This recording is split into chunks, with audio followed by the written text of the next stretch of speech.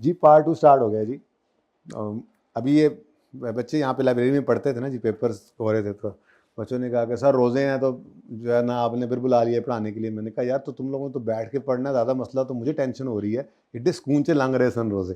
तो लेकिन क्या करें, अभी एक चीज़ है, हमारे सामने एक मंजिल है ना, तो हम मुसाफिर हैं, ठीक है, तो वो मंजिल पे पहुंचना है, तो फिर कोई बात नहीं, ये थोड़ी जब मंजिल पे पहुंच जाता है ना बंदा, तो फिर ये थकावट फिर मैटर नहीं करती, सारी थकावटें सारे थकेड़े ले जाते हैं फिर, ठीक है। जिस दिन क्वालिफाई करता है ना इंसान, तो उस दिन फिर वो नज़र भी आता है वो, लेकिन वो सारी चीज़ें ना वो फिर थकाती नहीं है, उनके ऊपर उल्टा हो जाए ना, वो प्राउड फील कर रहा होता है, अच्छा यार मैंने ऐसे किया था, मैंने ये मेहनत की थी, मैंने ये एफर्ट की थी।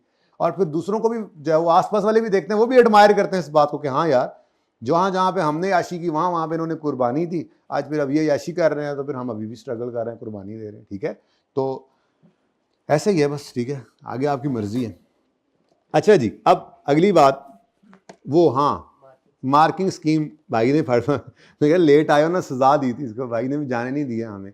आपको कौन सी ऐसी चीज़ मैं जिक्र करूं जिसका, हाँ जैसे मिसाल के तौर पे आपने डेप्रीसिएशन सीखी हुई होगी करनी, ठीक है।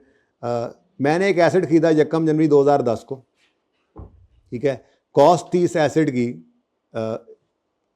100 रुपये, ठीक है। ये एसेट की लाइफ है 5 साल, ठीक है। तो 31 दिसंबर 2010 पे स्ट्रेट लाइन मेथड से अगर मैं इसको डेप्रिशिएट करता हूं, तो ये 100/5 करें तो कितना आता है, तो कितना बचा। अच्छा, अब स्ट्रेट लाइन मेथड है तो 100/5 ही करना है, ऐसा ही है, तो 20 आना है। अब गलती से किसी बच्चे ने यहाँ पे 80/5 कर दिया,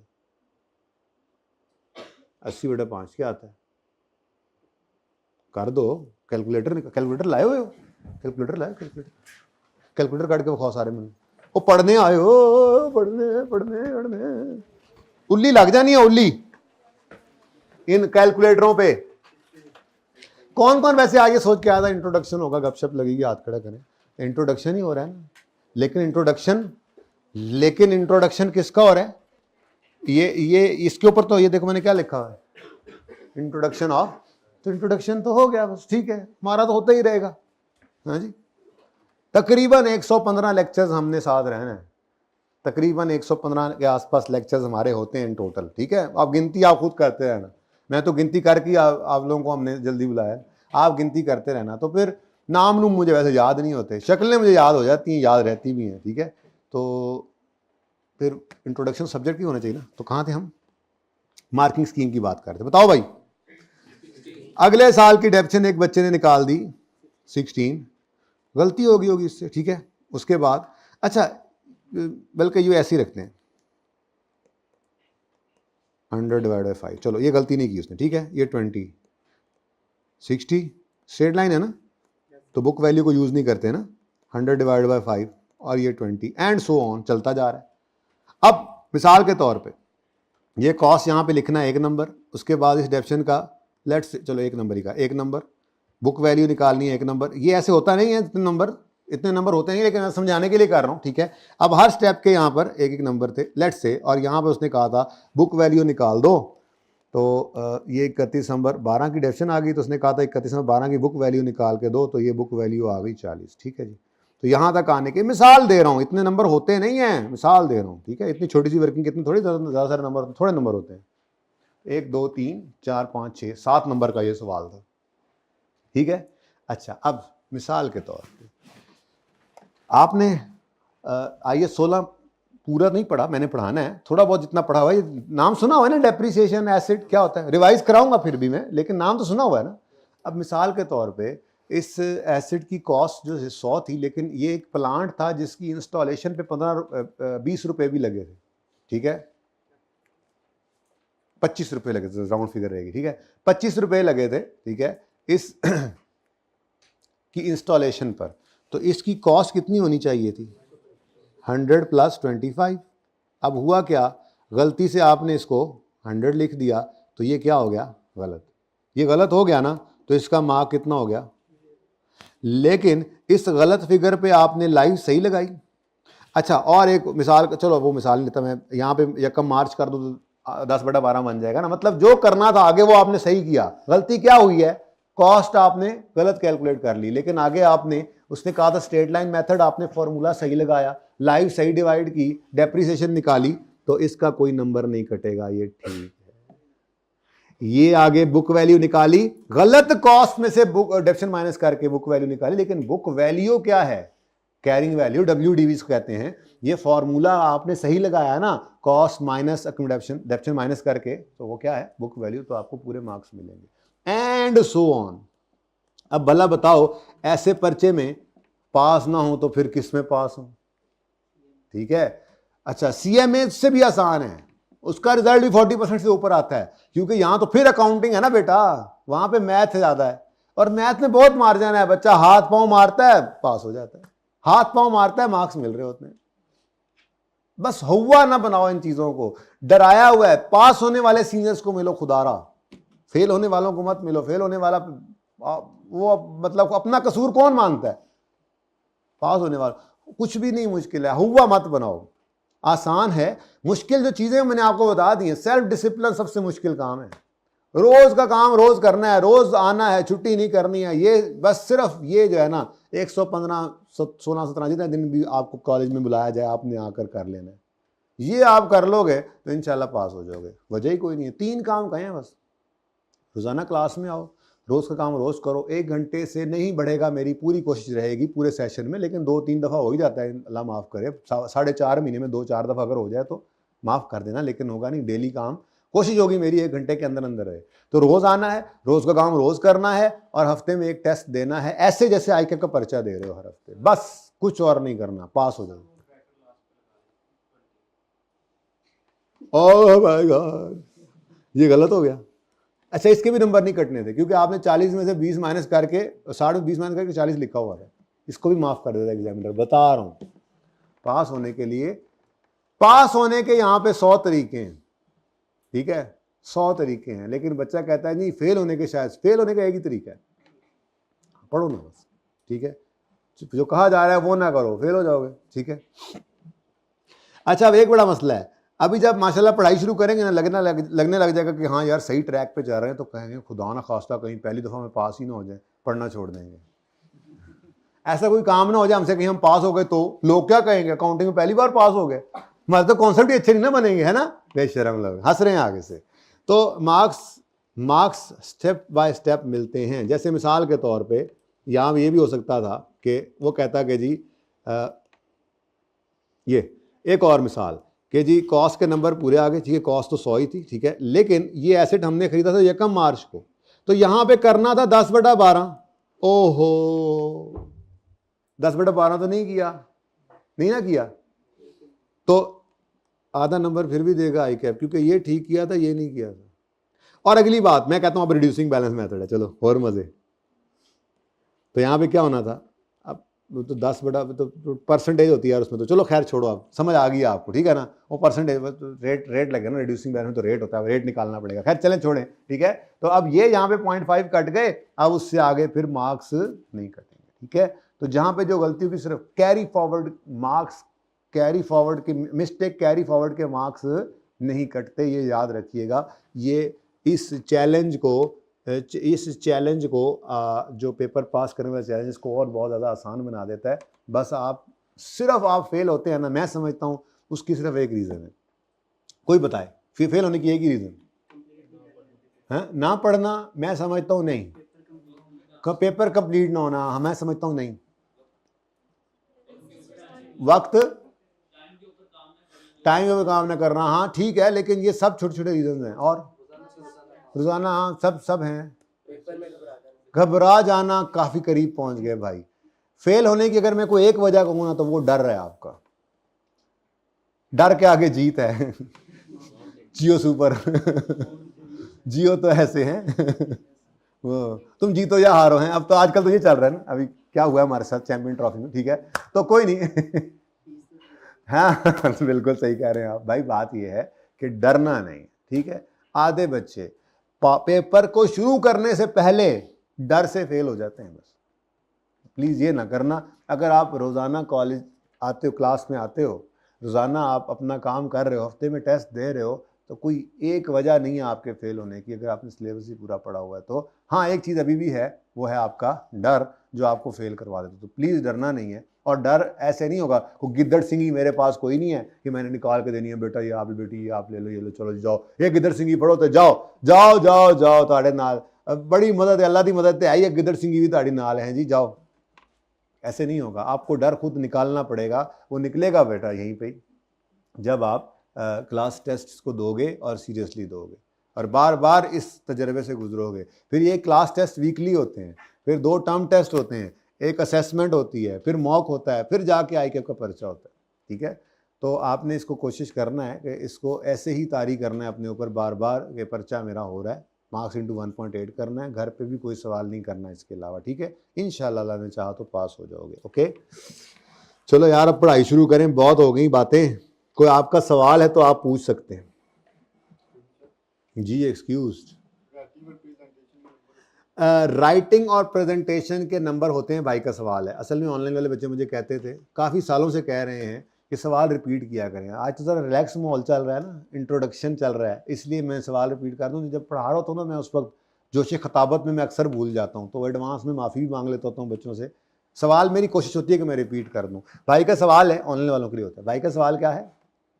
सवाल क्या? राइटिंग और प्रेजेंटेशन के मार्क्स होते हैं, आंसर इज नो। ये कोई ड्राइंग का पर्चा है? हाँ, फैंसी ड्रेस शो हो रहा है, फैंसी पेपर शो हो रहा है, फैंसी राइटिंग शो हो रहा है? नहीं, ऐसा कुछ नहीं है। प्रेजेंटेशन मैटर ज़रूर करती है, लेकिन प्रेजेंटेशन का मतलब क्या है? प्रेजेंटेशन का मतलब है कि आपने कुछ लिखा हुआ, तरह दिखाओ। आज रजिस्टर नहीं लाए? ले लेना अभी ले लेना। आपने लिखा है 1.5 hours per subject, paper 9 questions, 3 hours, 100 marks, marks into क्या लिखा है आगे? अब मुझे ये 2.8 लग रहा है, ये थोड़ा सा अब मसला है प्रेजेंटेशन का। 10 मार्क्स अगर है तो 10 इंटू 1.8 18 मिनट्स, सब कुछ मुझे समझ आ रहा है ये बहुत से ज़्यादा अच्छी प्रेजेंटेशन है। और ज़रा बुरी प्रेजेंटेशन पे भी मुझे पर्चा ICAP पास करने की कोशिश करता है, बस ये समझ लें प्लीज़। हम हर मीटिंग में, हर डिस्कशन में हमारे सामने यही बात आ रही है, बच्चा ही पास नहीं होना चाहता। उनको पैसे, चेकर्स को पैसे मिलते हैं पर्चा चेक करने के, उसकी पूरी कोशिश होगी, चेक करेगा। तो प्रेजेंटेशन, मेरा पर्चा साफ सुथरा होता था, मतलब अच्छी इत्तेफाक की बात है, मेरी राइटिंग ठीक थी। अगर आपकी नहीं है तो क्या मतलब? मेरे से ज़्यादा तेज़ी से पर्चे मेरे, तो फिर कोई अटैम्प्ट लग गई 1-2 दफ़ा। मेरे साथ एक दोस्त होता था, अभी वो मतलब बाहर के मुल्क में बैठा किसी फॉर्म के अंदर, बहुत लायक लड़का, लेकिन उसकी राइटिंग यकीन करो भाई, मैं कभी भी मैं कहता यार तू डॉक्टर की तरह लिखना है उस्ताद। मतलब वो खुद लिखकर बाद में वो कहता था यार मैं की लिखा जरा देखते लवा, लेकिन पास होता था वो। क्यों? क्योंकि ICAP पूरी कोशिश करेगा आपको पर्चा। प्रेजेंटेशन का मतलब सिर्फ ये है कि आपका लिखा हुआ अगले को समझ आए। और ब्लू पेन यूज करना छोड़ दो, अब बड़े हो गए हो। हाँ, ब्लैक पेन रखो ही, ब्लैक पेन पर्चे में सिर्फ ब्लैक पेन आप यूज कर सकते हैं ICAP के पर्चे में। ठीक है, कोई और सवाल? यस,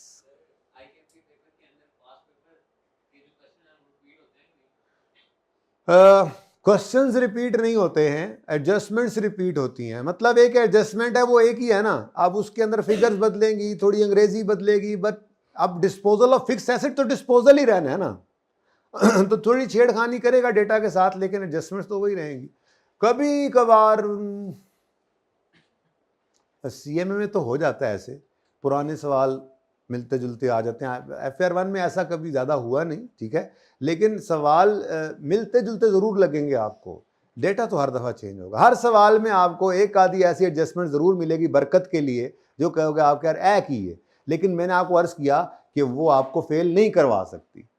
भाई ICAP हर मीटिंग के अंदर ICAP के साथ जब डिस्कशन होती है तो वो यही कहते हैं कि बच्चे को यही समझ नहीं आ रही है कि हर सवाल में आधा सही कर लूँ तो मेरा पर्चा पास हो जाएगा। सवाल 9 सवाल है ना, हर सवाल आप आधे से ज़्यादा सही कर लो, हर सवाल आधे से ज़्यादा सही कर लो। 9 सवाल हैं, 9 के 9 आधे से ज़्यादा सही कर लो, तो क्या है, सारे सवाल सारे सही करने की तो ज़रूरत ही नहीं है।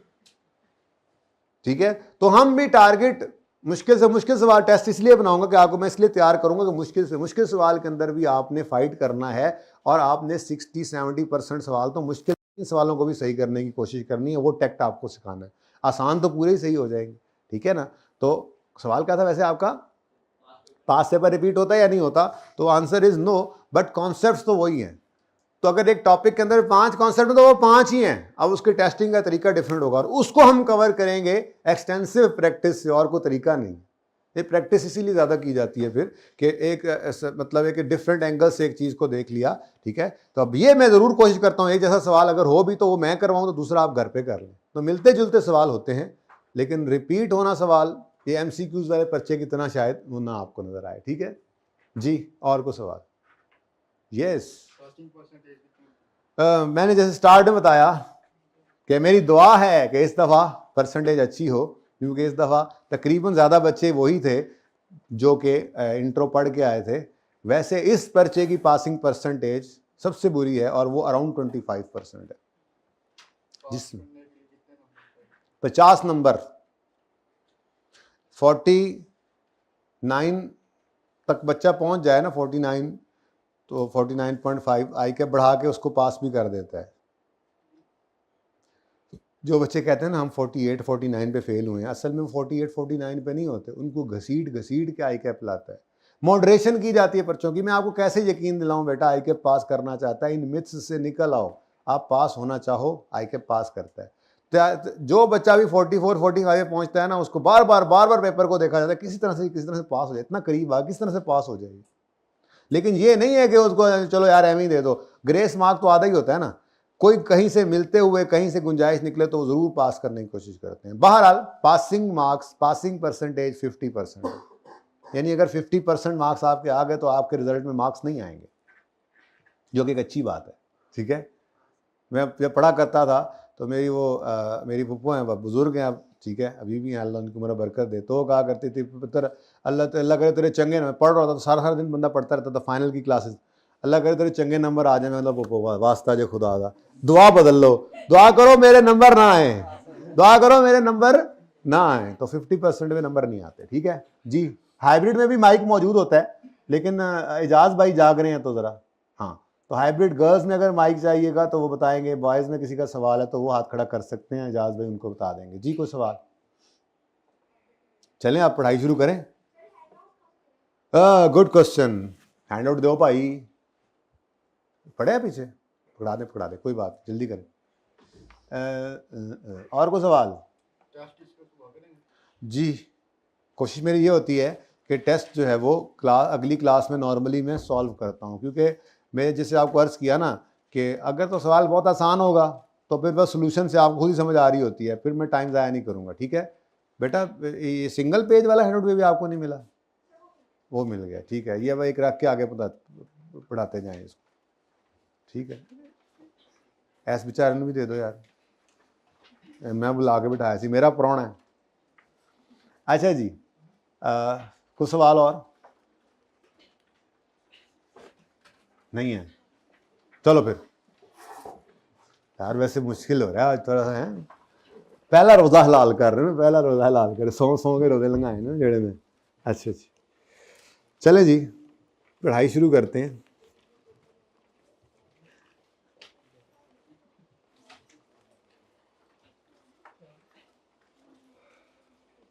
अच्छा जी, ये आपके पास हैंड आउट है, बस इसमें कुछ थ्योरी डाल दिए मैंने, कुछ जो है वो क्वेश्चंस हैं छोटे छोटे, एहतियातन ये 5-6 सफ़े दे दिए हैं।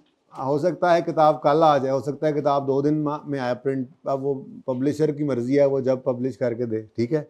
मतलब प्रिंटिंग में है तो सही, भेजी हुई तो है। असल में तो मतलब संभलने का मौका जैसे सबको ही नहीं ना मिला, वो मामला ही ऐसा है इसका। अब ईद से पहले कुछ दिन पढ़ना है, फिर ईद की छुट्टियाँ, तो वो जल्दी जो है वो बस दी है, लेकिन फिर भी लेट हो गया। जितना जल्दी भी किया है फिर भी 1-2 दिन लग जाएंगे। कोशिश यही थी कि आप लोग आएँ तो बुक हो, लेकिन कोई नहीं, 1-2 दिन में आ जाएगी। एहतियातन मैंने 3-4 दिन का मवाद आपके हाथ में पकड़ा दिया है, लेकिन वो उम्मीद है अगले 2 दिन में किताब आ जाएगी, तो फिर आप वो ले लीजिएगा। बेहतर यही है कि जैसे ही किताब है वो ले लें, या जिसने पुरानी यूज़ करनी है उसके पास वो हो, ठीक है। क्योंकि जो किताब पे आपने लिखना है फिर वो आपका रहता है, निशानियाँ होती हैं सवाल के अंदर, कोई ना कोई निशानी लिखते हैं, कोई चीज़ नोट करते हैं, तो फिर आगे पीछे नहीं होती, नोट्स तो फिर आगे पीछे हो जाते हैं, ठीक है ना। अच्छा जी,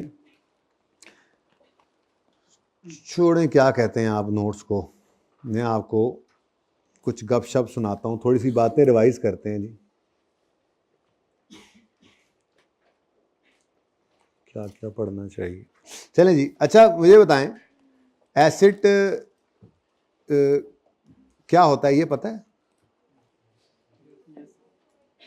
एसेट क्या होता है बताएं? जो फ्यूचर में बेनिफिट प्रोवाइड करे, ठीक है। मसलन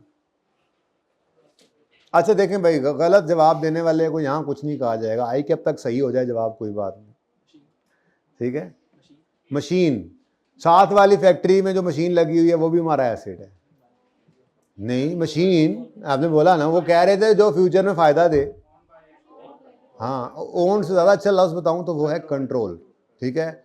कंट्रोल्ड बाय एंटिटी, अगर कोई ऐसा रिसोर्स है हमारे पास जो हमारे कंट्रोल में है और उससे फ्यूचर में हमें फ़ायदा आएगा कई साल तक। अच्छा वो बात की बात है, कई साल तक आए तो नॉन करंट है, जिसको हमने आई 16 में पढ़ना है। और अगर 1 साल के अंदर अंदर आ जाए तो वो करंट होता है, तो उसके डिफरेंट स्टैंडर्ड, जैसे अगर कोई इन्वेंट्री है तो वो फिर IS2 डील करता है उससे, ठीक है। तो asset is a resource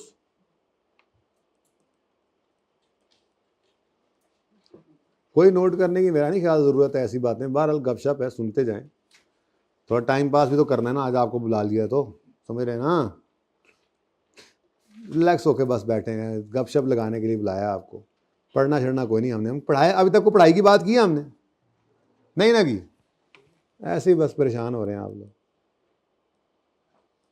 asset, an asset is a resource controlled by the entity, ठीक है जी।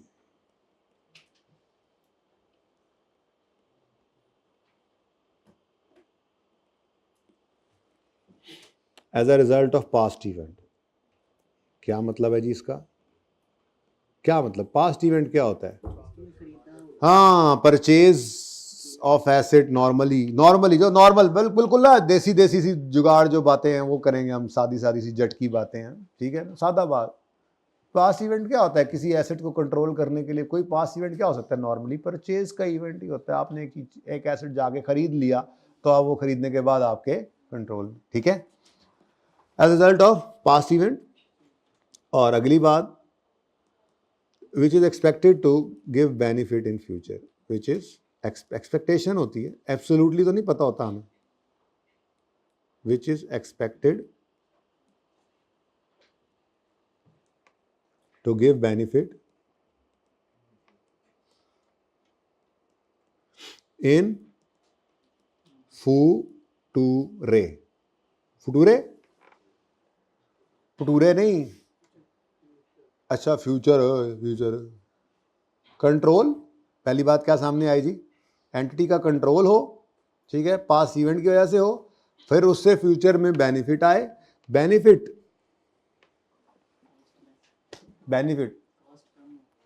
बेनिफिट का मतलब होता है रेवेन्यू का बढ़ जाना या कॉस्ट का, जैसे भाई ने कहा, कम हो जाना, दोनों ही बेनिफिट है, ठीक है।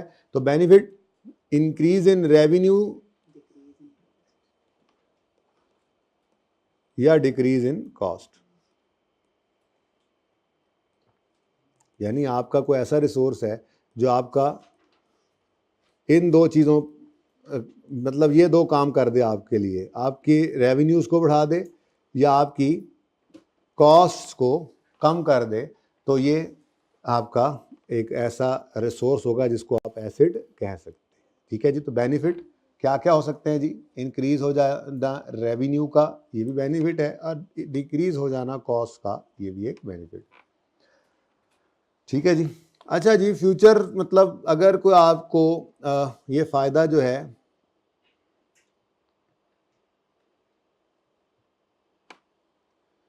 अप टू 1 ईयर, ठीक है, बेनिफिट, अगर कोई आपको रिसोर्स जो है वो अप टू 1 ईयर आपको बेनिफिट दे, तो इसको आप बचपन में पढ़ के आए इंट्रो के अंदर, क्या कहते हैं आप?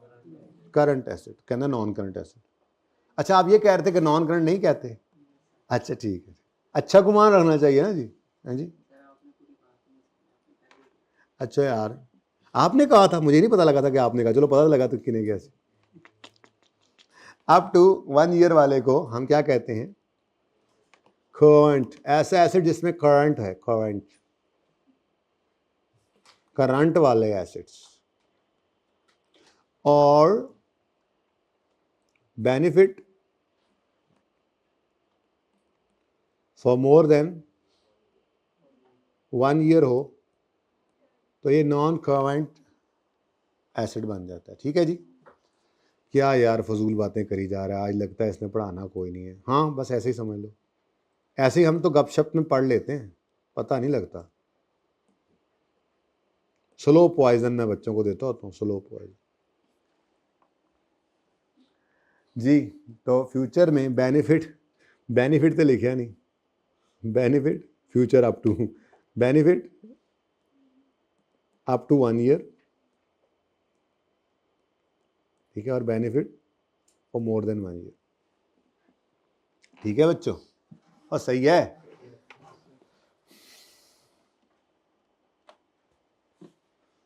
आपके पास नोट्स हैं, मैं तो यहाँ चैप्टर से चला रहा हूँ, ठीक है ना चीज़ें। तो अगर आप अपने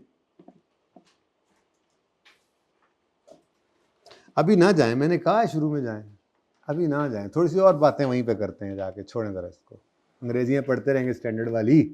अच्छा, अब एसिड तो आपको याद आ गया। अब मैंने एक लफ्ज़ और भी इस्तेमाल किया थोड़ी देर पहले, डेप्रीसिएशन। डेप्रीसिएशन क्या होती है? एलोकेट करना कॉस्ट को यूजफुल लाइफ पे। और को गल है, बहुत अच्छी बात है। हाँ जी, और को मेरे वर्गा गलत डेफिनेशन सुनाना कोई बच्चा कोई नहीं यार, सारे ही पढ़े लिखे आगे ने आज दफ़ा। कभी कभी आता होता है ऐसा एक आधा बैच, मतलब वाकई आपको माशाल्लाह मेरे से ज़्यादा लायक हो सारी। मैं तो मेरे से तो वैसे भी सारे लायक ही होते हैं, लेकिन कोई गलत गल भी दस्या करो यार, सारी सही दस रहे हैं। डेप्रीसिएशन क्या है? अच्छा, वैसे कुछ जगहों पे सादा बात भी ये भी की जाती है, डेप्शन क्या है? एसिड की वैल्यू में कमी ड्यू टू यूज़। लेकिन जो आप लोग बता रहे हैं वो ज़्यादा अच्छी टेक्निकल बात है, समझ भी आती है, सही स्टैंडर्ड की वही बात है। ठीक है, मिसाल के तौर पे, मसाल के तौर पे, ठीक है आपने ईयर ये 2025 है, आपने 2024 है, उसमें आपने एक बिज़नेस शुरू किया। आपने कहा जी मैं ये मार्कर बेचूंगा, ठीक है। अब आपने मार्कर बेचने थे तो आपको सबसे पहले क्या करना पड़ेगा? इन मार्कर्स को खरीदना पड़ेगा, ठीक है। उसके बाद फिर बेचेंगे, लेकिन बेचने के लिए कोई दुकान भी चाहिए थी, कोई खोखा है जी।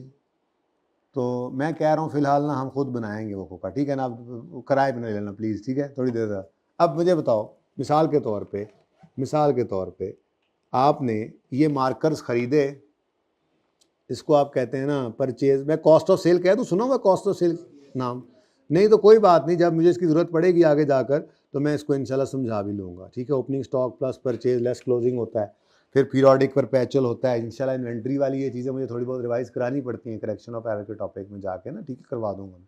1 दिन लगता है उस पर, कर लेंगे।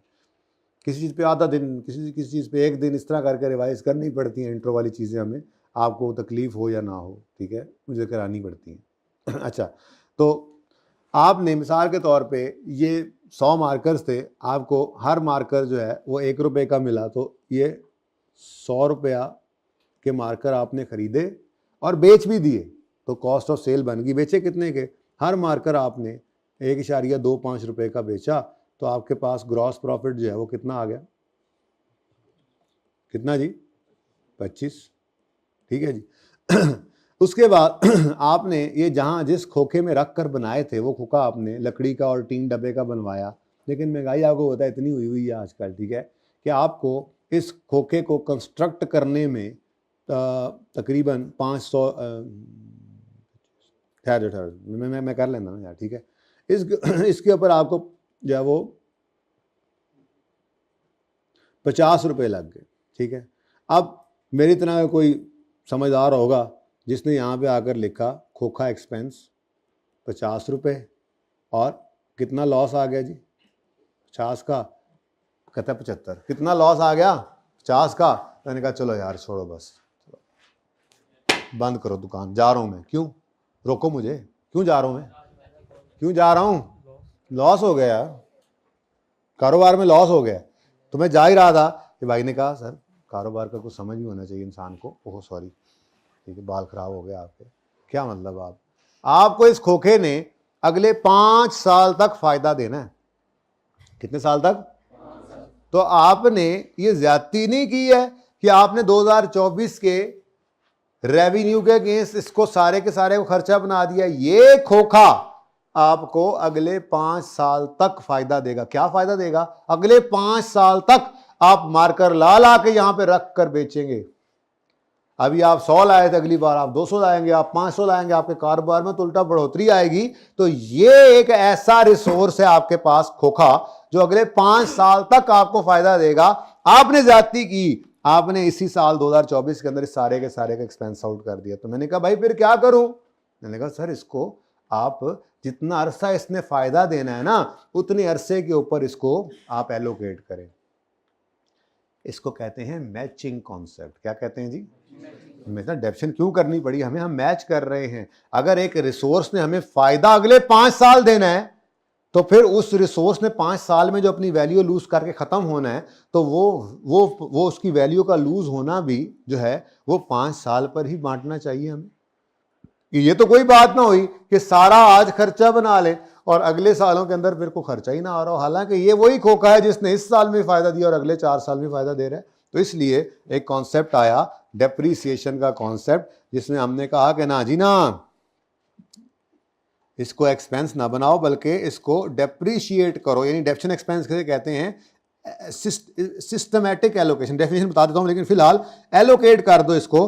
50 को डिवाइड करो 5 से और हर साल इसको 10 10 10 10 10 10 करके अगले 5 साल में इसको एक्सपेंस बना लेना। ठीक है? ऐसी हर साल की सेल आएगी, कॉस्ट ऑफ सेल आएगी और हर साल का प्रॉफिट आता जाएगा। और इस साल भी मुझे जाने से आप लोगों ने रोक लिया है क्योंकि अब मुझे प्रॉफिट्स नजर आ रहे हैं। ठीक है? तो ये मैंने क्या किया है जी, ये मैंने अपने एसेट की 50 रुपए की जो कॉस्ट थी, जो कि मैंने उस खोखे को बनाने पर लगाई थी, उसको मैंने एलोकेट कर दिया इस एसेट से आने वाले फायदे की जितनी जिंदगी थी उसके ऊपर। इस रिसोर्स ने मुझे ये रेवेन्यू कमाने के लिए पूरे 5 साल हेल्प करनी है ना, तो इस रिसोर्स की कॉस्ट जो है वो अगले 5 साल पर ही एक्सपेंस आउट होना चाहिए। अच्छा, एक्सपेंस है क्या वैसे? एक्सपेंस और एसेट में फर्क क्या है? तो दोनों कॉस्ट्स। यानी मिसाल के तौर पे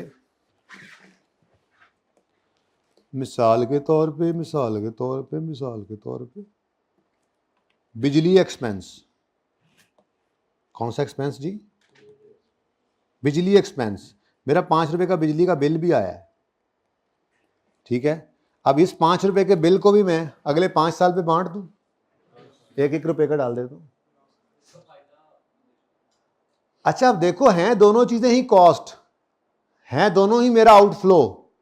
मैंने 5 रुपए का खर्चा किया, मेरे जेब से 5 रुपए निकले, मैंने बिल पे कर दिया। मेरे जेब से 50 रुपए निकले और मैंने एक व्हीकल खरीद लिया, एक मशीन खरीद ली, एक खोखा बना लिया, कोई ऐसा एसेट जिसने भी फायदा देना है। दोनों में फर्क क्या है? 5 रुपए वो बिजली का खर्चा है जो फायदा हम उठा चुके थे, जो सर्विस हम यूज अप कर चुके थे, उसके लिए हमने पे कर दिया, वो एक्सपेंस बन गया। लेकिन जो हमने ये खोखा लगाया 50 रुपए का, क्या उससे हमने सारा फायदा आज ले लिया? ठीक है? अगर ये 1 लाख रुपए का एसी लगाया, तो क्या जिस दिन आपने ये एसी अपनी दुकान में लगाया उसी दिन क्या आप 1 लाख रुपए का एक्सपेंस आउट कर दें?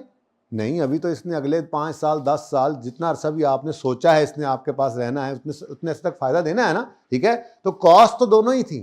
ठीक है? लेकिन जिस कॉस्ट का फायदा आपको मिल चुका, ठीक है, मजीद उससे फायदा अब आना नहीं है, वो एक्सपेंस बन गया। लेकिन जिससे आपको फ्यूचर में फायदा आना था, वो कॉस्ट आज आपने क्या बना ली? एसेट। इसकी एंट्री आप किया करते थे। एंट्री सीखेंगे, आज टाइम बच गया तो टाइम तो मुक भी गया।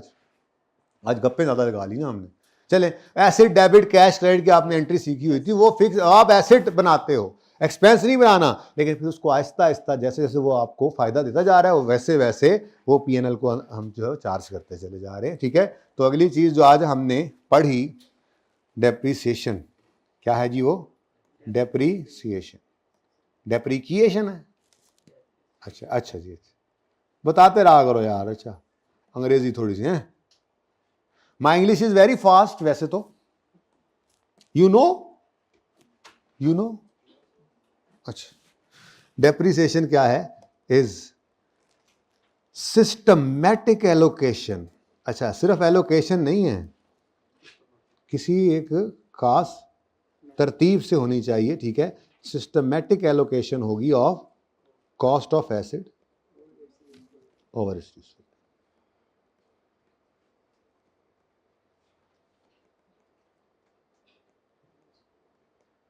ठीक है बच्चों। अब वो सिस्टमैटिक एलोकेशन का मतलब क्या है? सिस्टमैटिक एलोकेशन का मतलब है कि कुछ मेथड्स हैं जिनको फॉलो करना है, ठीक है। ये नहीं कि जी 50 रुपये है, चलो यार 50 रुपये है तो आज 10 रुपये डेफिसिट कर लो, कल 5 कर लेना, परसों 15 कर लेना। अब ये 15 और 15 30 हो गया, और फिर आखिरी 2 साल में 10-10 कर लेते हैं। नहीं है, बल्कि 1 साल में 2 करते, 1 में 18 कर लेते हैं। क्या मतलब यार, जितना दिल कर रहा है। मतलब ये तो आप मिस यूज करोगे। कभी आपको ज्यादा प्रॉफिट चाहिए तो आप कम डेप्शन कर लो, कभी डेप्शन चार्ज कर लो, कभी आपको कम प्रॉफिट दिखाना हो आप ज्यादा चार्ज कर लो। ये तो कोई बात नहीं है, कोई एक तरतीब रखो भाई, ऐसे थोड़ा ही है। तो सिस्टमैटिक एलोकेशन होनी चाहिए। तो उसके लिए फिर हमारे पास कुछ मेथड्स हैं डेप्रिसिएशन के, ठीक है। मैं 3 ही लिखूंगा जो 3 इस्तेमाल होते हैं, ठीक है। चौथा देख लेंगे फिर जरूरत पड़ी तो। एक है सीधी लकीर वाला मेथड, सीधी लकीर मेथड, आप इसको स्ट्रेट लाइन मेथड कहते हैं, ठीक है जी। और दूसरा है जी रिड्यूसिंग बैलेंस मेथड। इसके कई नाम हैं, जब करेंगे तो दूसरे नाम भी लिख दूंगा, diminishing balance method, declining balance method, WDB method. बहरहाल मशहूर ज़माना नाम इसका क्या है जी? रिड्यूसिंग बैलेंस मेथड, ठीक है जी। और तीसरा बड़ा इंपॉर्टेंट, वही बड़ा इंपॉर्टेंट है, ठीक है, वो है आउटपुट मेथड। इसके भी कई और अल्टरनेटिव नेम्स हैं, जब इस पे पहुंचेंगे इंशाल्लाह तब वो भी लिख लेंगे। आज तो मैं पहले वाले पे मुश्किल पहुंचा हूं, ठीक है, लेकिन चलो शुक्र है पहुंच गया कहीं ना कहीं।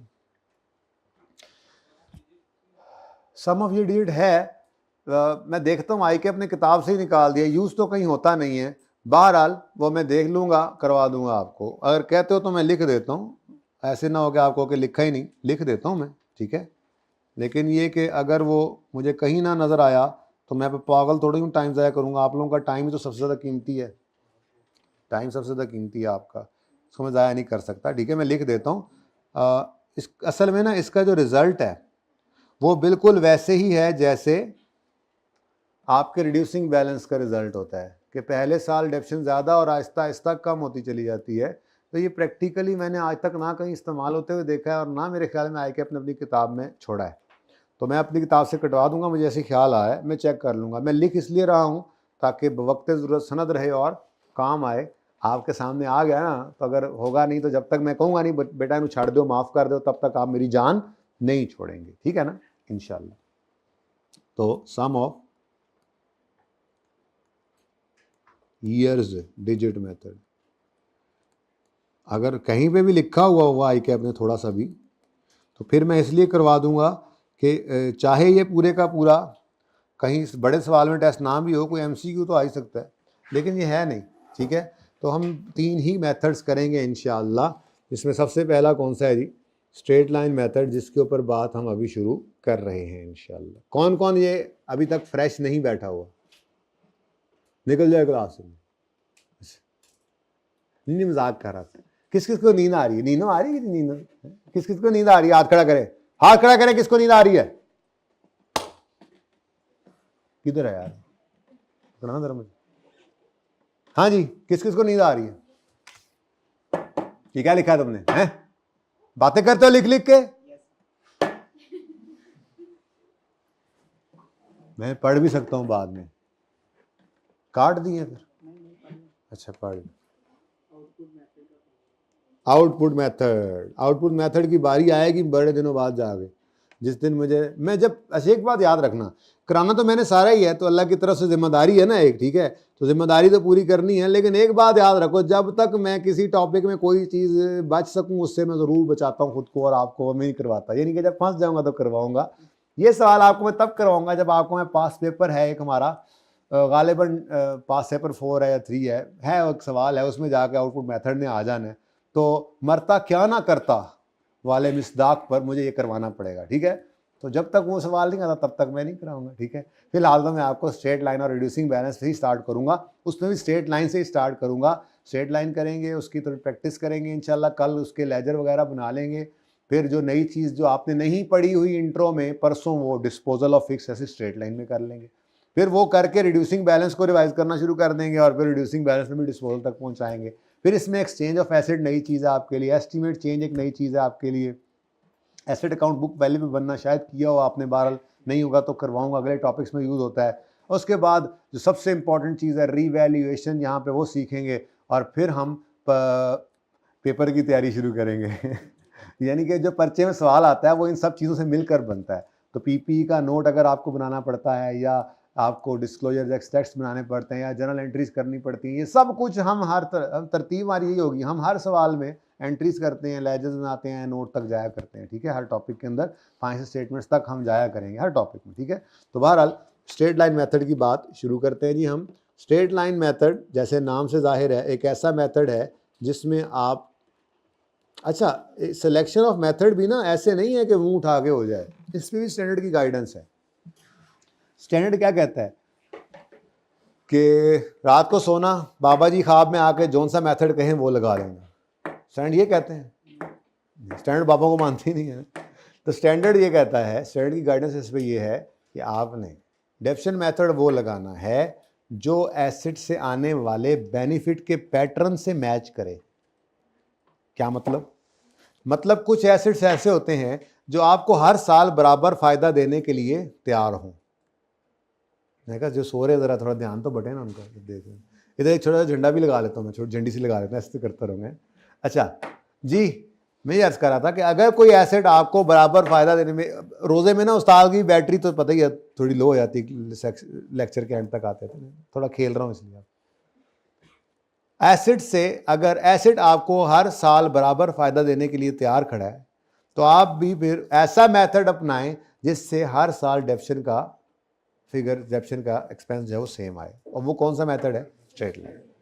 मिसाल के तौर पे बिल्डिंग एक ऐसा एसेट है जो आपको हर साल बराबर फ़ायदा देता है। हाँ, बिल्डिंग बराबर फ़ायदा देती है। अगर इस कॉलेज के अंदर 10 कमरे हैं और कमरा कोई ना बढ़ जाए तो ये 10 कमरों के अंदर जितनी सीट्स लगी हुई हैं ये इतनी रहनी है। अगर एक गाड़ी है उसके अंदर 18 सीटें हैं तो अगर आप गाड़ी को पीछे तोड़ के उसके अंदर वो जो है वो आप 5 सीटें ऐड ना कर लें तो वो 18 सीटें ही रहनी है। तो गाड़ी आपको हर साल, मिसाल के तौर पे कह रहा हूँ, ये बिल्डिंग नॉर्मली बिल्डिंग ही होती है, बिल्डिंग आपको हर साल, बिल्डिंग एक ऐसा एसेट है जो आपको हर साल बराबर फ़ायदा देने के लिए तैयार है। तो अगर आपको ये लगता है, अच्छा होता ये अंदाज़ा ही है, आप अंदाजे की बुनियाद पे सब कर रहे होते हैं, तो आपको स्टैंडर्ड कहता है अंदाज़ा लगाओ कि तुम्हारे सामने जो एसेट पड़ा हुआ है जिसको तुम डेफिसिट करना चाह रहे हो उससे तुम्हें फ़ायदा जो आना है वो हर साल बराबर होगा या कोई और ट्रेंड है। आपने कहा जी ये जो बिल्डिंग है मेरे सामने तो इससे तो हर साल बराबर फायदा आना है, तो स्टैंडर्ड ने कहा फिर इसके लिए स्ट्रेट लाइन मेथड चूज कर लो। और अगर आपके सामने एक ऐसा एसेट पड़ा हुआ है जिसका फायदा हर साल बराबर नहीं है, मसलन मशीन जैसे है, मशीन एक ऐसा एसेट है जब नई होती है तो ज़्यादा अच्छी चलती है, वियर एंड टियर कम होती है, प्रोडक्टिविटी ज़्यादा होती है, एफिशिएंसी ज़्यादा होती है, लेकिन जैसे जैसे उस मशीन की उम्र गुजरती जाती है वैसे वैसे उससे आने वाला फ़ायदा तो है वो कम होता चला जाता है। तो अगर स्टैंडर्ड ने कहा आपने एसेट जो आपके सामने है जिसको डेफिसिट करना है उसको आप देखते हैं और आपके अंदाजे के मुताबिक, अच्छा ये अंदाजे हैं, ये चेंज भी हो सकते हैं, यही तो हम पढ़ेंगे आगे एस्टीमेट चेंज में, लेकिन फिलहाल अंदाज़ा लगाना तो सीखें। स्टैंडर्ड कहता है आप लगाओ अंदाज़ा कि ये एसेट आपको हर साल फायदा कैसे देगा। आपने कहा जी इससे तो हर साल जो फायदा है वो डिक्रीजिंग ट्रेंड पे नजर आ रहा है। तो स्टैंडर्ड ने कहा फिर मेथड ऑफ डेफिसिशन भी वो लगाओ जिसमें हर साल डेप्रिसिएशन कम होती चली जाए, और वो मेथड रिड्यूसिंग बैलेंस है, 2-3 दिन में करेंगे इंशाल्लाह। क्योंकि मेरा दिल है स्ट्रेट लाइन शुरू करें तो उसके अंदर हम डिस्पोजल भी सीख लें जो नई चीज़ है, फिर रिड्यूसिंग बैलेंस। अच्छा कभी कभार ऐसा भी होता है कि आपका जो एसेट होता है वो आपको ना तो बराबर फायदा दे रहा होता है ना डिक्रीजिंग ट्रेंड पे चल रहा होता है। मसलन आपके पास आपने एक प्लांट लगाया, ठीक है, उससे आपने जो है वो कार्स बनानी थी, ठीक है, और उस प्लांट की जो कैपेसिटी है अपनी पूरी ज़िंदगी के अंदर वो 50 कारें बनाने की थी, सिर्फ 50। टैंक बनाने का प्लांट था, आपने टैंक बनाना थे, आपने प्लांट लगाया और सिर्फ उससे ना वो 50 बड़े हैवी किस्म के 50 टैंक बन सकते हैं, और फिर वो प्लांट जो आपने लगाया था फिर वो आप अपनी लाइफ से ख़त्म हो जाएगी, फिर कबाड़िए को बेच देंगे आप। अब आपने पहले साल के अंदर 20 टैंक बनाए, दूसरे साल में अब वो टैंकों की खपत आपकी पूरी हो गई तो आपने सिर्फ 5 बनाए। तीसरे साल में फिर आपको टैंकों की जरूरत पड़ गई तो आपने 10 बना लिए। कितने हो गए? पहले साल कितने बनाए थे? हैं? पहले कितने बनाए थे? 20 बनाए थे, फिर 5 बनाए और अब फिर 15 कर लिए। बस 4 साल में इसकी लाइफ खत्म। लाइफ जो इसकी साल नहीं थी ना, लाइफ तो इसकी थी नंबर ऑफ यूनिट्स। अब मुझे बताओ, क्या हर साल बराबर टैंक बनाया आपने?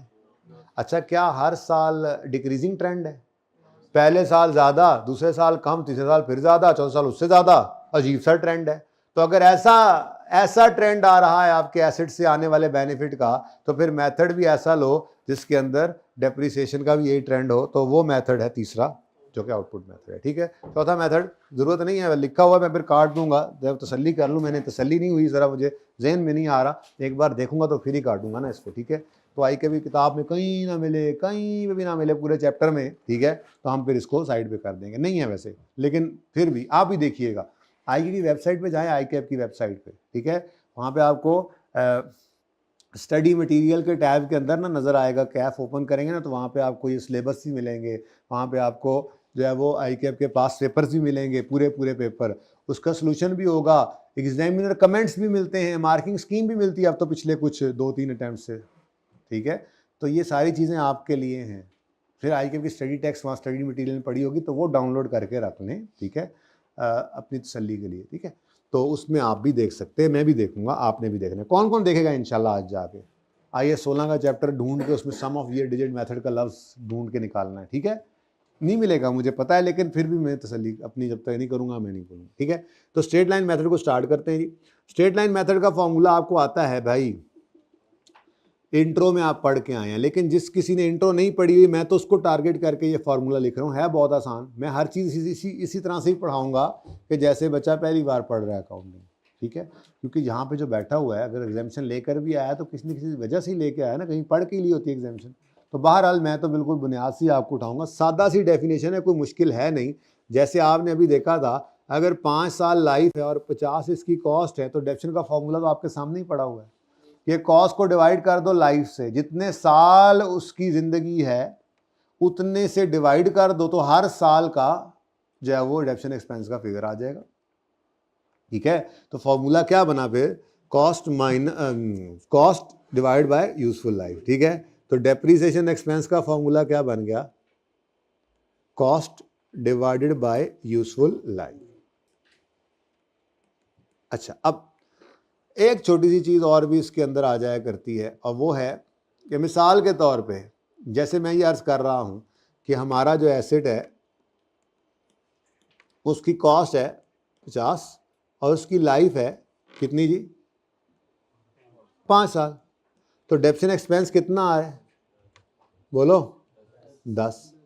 लेकिन मुझे किसी ने कहा कि भाईजान ये जो आपने एसेट लिया है ना, ये खोखा है, खोखा 5वें साल के एंड पे आपने जब इसको यहाँ से उखाड़ के फेंक देना है और नया इसकी जगह लगा लेना है, क्योंकि ये तो पुराना हो गया होगा, तो ये जो कबाड़ है ना, कबाड़, ये भी कबाड़िए को बिक जाएगा और आपको इसके 5 रुपये मिल जाएंगे एंड पे जाके। अब मुझे बताओ, क्या पूरा 50 मुझे डेप्रिसिएट करना चाहिए? क्या डेप्रिसिएशन है? क्या एक्सपेंस? तो क्या पूरा 50 मेरा खर्च हो जाना है? नहीं, इस 50 में से 5 तो मेरा कभी खर्च होगा ही नहीं, वो तो मुझे वापस मिल जाना है। तो इसका मतलब ये हुआ कि 50 की कॉस्ट में से 5 रुपए की रेजिडुअल वैल्यू को माइनस कर दें, तो ये जो फिगर आती है ना, इस फिगर को कहते हैं डेप्रीशिएबल अमाउंट। क्या कहते हैं जी? कॉस्ट माइनस रेजिडुअल वैल्यू का किसका फॉर्मूला? ये डेप्रीशिएबल अमाउंट का। ये सारी बातें लिखी हुई हैं, टेंशन ना लें, मैं अभी दिखाता हूँ आपको। ठीक है, तो कॉस्ट माइनस रेजिडुअल वैल्यू कर दें। आओ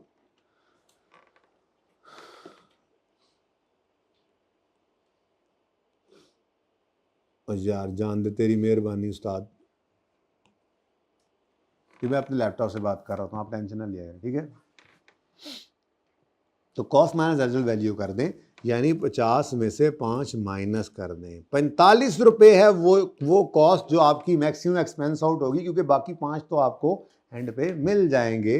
तो फिर ये डेप्रिसिएशन पर ईयर कितनी आ गई?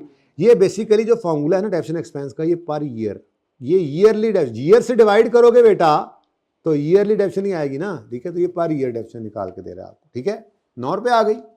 और बोलो अच्छा, तो एक तो अब हमने पढ़ लिया डेप्रिशिएबल अमाउंट का फॉर्मूला, और दूसरा है चीज़ आपके सामने नई क्या आई जी, रेजिडुअल वैल्यू। तो रेजिडुअल वैल्यू की टेक्निकल डेफिनेशन बिल्कुल पढ़ेंगे, तब जाके पढ़ेंगे जब मुझे एक एमसीक्यू के अंदर मजबूरन इसको पढ़ाना पड़ेगा। फिलहाल तो काम चल रहा है। वैसे ज़बानी कलामी थोड़ी सी बात कर दूं, रेजिडुअल वैल्यू किसे कहते हैं? हम आज खड़े होकर अंदाज़ा लगाते हैं, आज खड़े होकर अंदाज़ा लगाते हैं कि 5 साल के एंड पर ये एसेट कितने पैसे हमें दे देगा। इसकी इससे ज़्यादा टेक्निकलिटी में जा नहीं रहा, इससे ज़्यादा टेक्निकल है ये बात। एक एमसीक्यू करना है जब जाके, तो उसमें फंसूंगा तो फिर करवाऊंगा आपको इंशाल्लाह, ठीक है। देख लेंगे, अभी हो सकता है आज कल में कर दें, अभी 5 मिनट रह गए वैसे। तो बहरहाल रेजिडुअल वैल्यू क्या है, अभी सादा अल्फाज में याद रखना है बात, जितनी सादा हो सके अभी उतनी सादा बात याद कराना चाह रहा हूँ। तो रेजिडुअल वैल्यू क्या है? आज खड़े होकर ये अंदाज़ा लगाना कि लाइफ के एंड पे इससे कितने पैसे हम जो है वो रिकवर कर लेंगे, मिल जाएंगे। और ये डिफरेंट है, जब हम 2-3 दिन बाद डिस्पोजल ऑफ फिक्स एसेट पढ़ेंगे ना, तो वहाँ पे एसेट की लाइफ बाकी होती है तो हम उसको बेच देते हैं।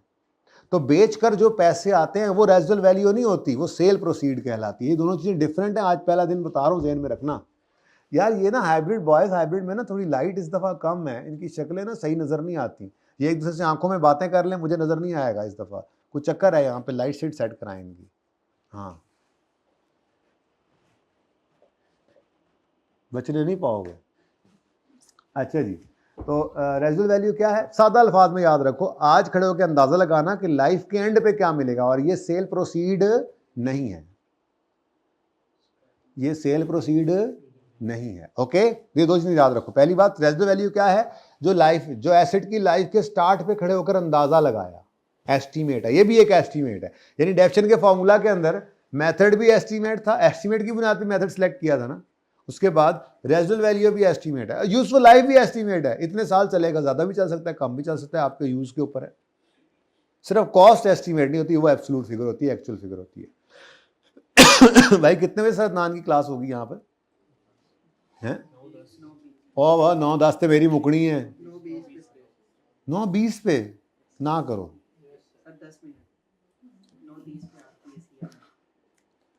वो तो ठीक है, लेकिन मुझे ये क्लास खाली करनी है, असल मसला ये है। तो 9:10 से 9:15 कर सकते हैं, कभी करना पड़ा तो, लेकिन 20 से सर की क्लास शुरू हो रही। सर ने 5 मिनट पहले चाहती मार लेनी होती है, लेकिन आपको ज़रा ब्रेक मिल जाए, मेरा दिल है, ठीक है। तो 5 मिनट ब्रेक ले लेंगे आप, 5-10 मिनट।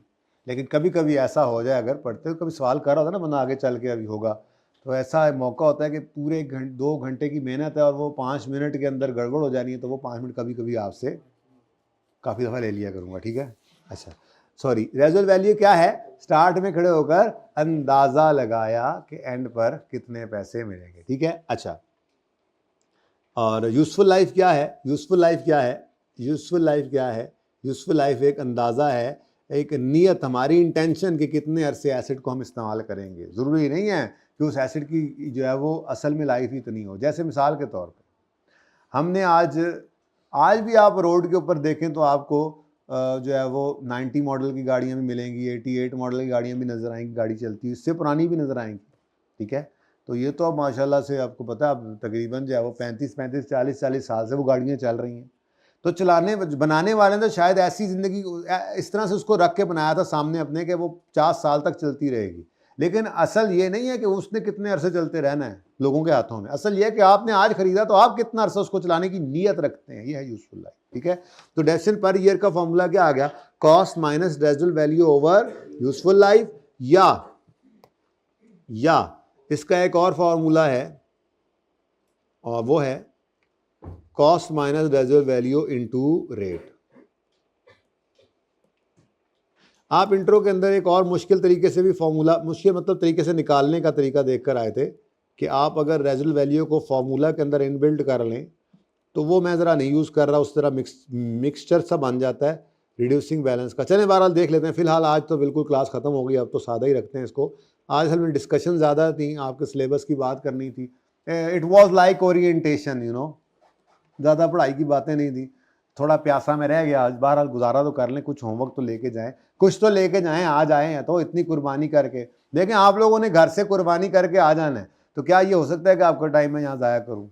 मेरा ज़मीर गवारा तो नहीं ना करेगा, इसलिए कुछ ना कुछ तो लेके जाएं ना आज। वैसे तो बहुत कुछ आपने आज जो पहले हमने बातें की वो बहुत बहुत बहुत ज़रूरी बातें, पता तो हो कि किस तरफ जाना है, मंजिल क्या है, कैसे चलना है, मेहनत कैसे करनी है। तो नहीं कि बस शुरू हो गया, हाँ भाई क्या किधर आए थे, पता नहीं यार किधर आया था, साथ वाले कर क्या मतलब क्या पढ़ रहे हैं, पता नहीं यार कितने बजे को, समझ नहीं आ रही क्या हो क्या रहा है हमारे साथ। नहीं भाई, पता तो हो किधर जाना है, ठीक है। ऐसे ही हर टॉपिक में मेरी कोशिश होती है कि मैं मकसद बताऊं पहले बच्चों को कि इसका मकसद क्या है, पता तो हो कि हमने कहाँ में पहुंचना है, मंजिल क्या है, ठीक है। तो बहरहाल cost minus रेजुअल value into rate कर दें, तब भी आंसर वुड बी सेम। जैसे मिसाल के तौर, मिसाल को छोड़ो, ठीक है। अभी फ़िलहाल आप दो काम करेंगे, ठीक है, दो काम करेंगे। पहला काम, आपके पास जो मैंने आपको वो नोट्स दिए हैं उनमें स्टार्ट में आएंगे आप, तो प्रॉपर्टी प्लांट इक्विपमेंट की डेफिनेशन पढ़ेंगे, सारी पढ़ेंगे एंड तक। मैं आपको फिर कल इसको इंशाल्लाह ये पढ़ाऊँगा, ठीक है। उससे आगे अभी आपने नहीं जाना, ठीक है। रिकग्निशन मैं आपको खुद पढ़ाऊँगा, इनिशियल मेजरमेंट क्या होता है, इनिशियल रिकग्निशन क्या होता है, ये सब कुछ मैं आपको खुद पढ़ाऊँगा, ठीक है। तो फिलहाल आपने सिर्फ क्या पढ़ के आना है, पेज 114 पे ये डेफिनेशन यहाँ पे, और ये पेज 115 के टॉप पर भी ये 5-6 लाइनें, इससे ज़्यादा भी नहीं आप पढ़ सकते। और इसमें भी आपको जो मसला होगा मैं समझाऊंगा इंशाल्लाह, होना भी चाहिए मसला कुछ ना कुछ, ओके। नहीं नज़र आया स्टार्ट में, तीसरे सफ़े पे गालिबन नहीं, स्टार्ट में ये ना असल में बुक में तो आपको ईजी है ना, पेज नंबर बंदा बता लेता है, ठीक है, लेकिन अभी वो बुक नहीं है। लेकिन वैसे तो मैंने 3-4 दिन का सामान आपको दे दिया, लेकिन उम्मीद बड़ी है कि आज और कल का दिन आपको माजरत के साथ इन नोट्स के साथ गुजारा करना पड़ेगा, और प्रिंटिंग में बस पता नहीं वो कितना टाइम लगाते हैं। जैसे ही वो आएगी किताब फिर आप उसको ले लीजिएगा, लेकिन एहतियातन मैंने ये 4 दिन का आपको कम अज़ कम भी 4 से भी ज़्यादा 4 से 5 दिन का, इस हफ्ते तक भी शायद आपको ज़रूरत ना पड़े, लेकिन आप बुक आते ही ले लीजिएगा, क्योंकि ये मसले ज़रा फिर ऐसे ही होता है बंदे को, यहाँ जो लिख लेंगे वो फिर बाद में जो बात की मैंने आपने लिख ली, बाद में मिले ही ना, ठीक है। उसके बाद आपने क्वेश्चन 1 से लेकर, कॉन्सेप्ट बिल्डिंग क्वेश्चन नजर आ रहे हैं ना आपको, क्वेश्चन 1 से लेकर क्वेश्चन नंबर 5 तक सिर्फ ये सवाल करने, चुन्ने सवाल हैं। इन्होंने कहा है calculate depreciation for the year using straight line, तो इन्होंने सिर्फ कैलकुलेशन कही, आप जैसे मर्जी कर ले। मैंने तो अभी आपको फॉर्मेट दिया नहीं है कि हमने सवाल किस फॉर्मेट पे करना है मेरा एक फॉर्मेट, एक ही डेफिनेशन का फॉर्मेट बनाएंगे, हर मेथड में उसी में फिट करेंगे, लेकिन वो मैं कल बताऊंगा। आज आपने सिर्फ इनको ट्राई करना है, स्ट्रेट लाइन मेथड के फॉर्मूलाज हैं, ध्यान रख लेना। ईयरली डेफिनेशन निकलती है, अगर साल पूरा एसेट इस्तेमाल करोगे तो पूरा साल डेफिनेशन करनी है, नहीं करोगे तो पूरा साल डेप्रिशिएट नहीं कर सकते। ज़िंदगी रही तो कल होगी मुलाकात। अल्लाह हाफ़िज़। चंद जी कोई क्वेश्चन है भाई का? यार ये स्लाइड बना दूंगा, ये साथ साथ ही बना दिया करूंगा भाई, ये काम किया करो यार, एंड पे जाके बच्चे कहते हैं वो कर लें, असल में ये पूरा नहीं है ना, क्या करूँ, जितना हो जाए करे वो कर दिया करो, अगली बार फिर कर दिया करूँ। तो भाई फिर ये अब आपने इंश्योर करना है, अब जब तक आप हैं, अब रिजल्ट तक तो हैं ही ना, ठीक है। तो इसको मैं तरीका ये बता सकता हूँ, यहाँ से कॉपी करोगे आप, ऐसे कॉपी करोगे और वर्ड पे या कहीं जाके ना उसको पेस्ट कर दोगे, बस जैसे ही है बस वैसे ही इनको ग्रुप में फेंक दो, मेरी बुला दो, मेरे तो जान छुटे ना। जो यहाँ पे मैं किया करूँ डेली वो कर दिया, ये मैं कह रहा हूँ, इन्होंने करना कोई नहीं है, हर बार बच्चे कहते हैं ये रह जाता है काम, ठीक है। बाकी आप इसकी पिक्चर लें और आप इसको नोट करें, असल तरीका तो यही है, ठीक है। कोशिश करेंगे आ जाए, लेकिन आना होना कोई नहीं है, मैं इनको मिलता ही नहीं हूँ, मैं भाग जाता हूँ फिर लैपटॉप लेके इधर कभी उधर। तो इसका असल तरीका तो ये है कि आप इसकी एंड पिक्चर लेंगे, मैं आपको पिक्चर दिलवा दिया करूँगा, खुद नोट करेंगे, वो याद भी रहेगा, बाकी कोशिश करेंगे ये हो जाए। ऐसा कर लेते हैं चलें, बल्कि पहली क्लास है क्या बैठा ना, तो फिर पक्का हो जाना है।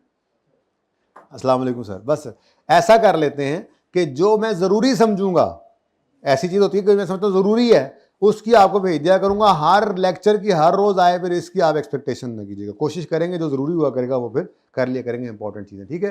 लेकिन आपने नीयत यही रखनी जो आपको कहा, ठीक है जी। ओके जी, अल्लाह हाफ़िज़।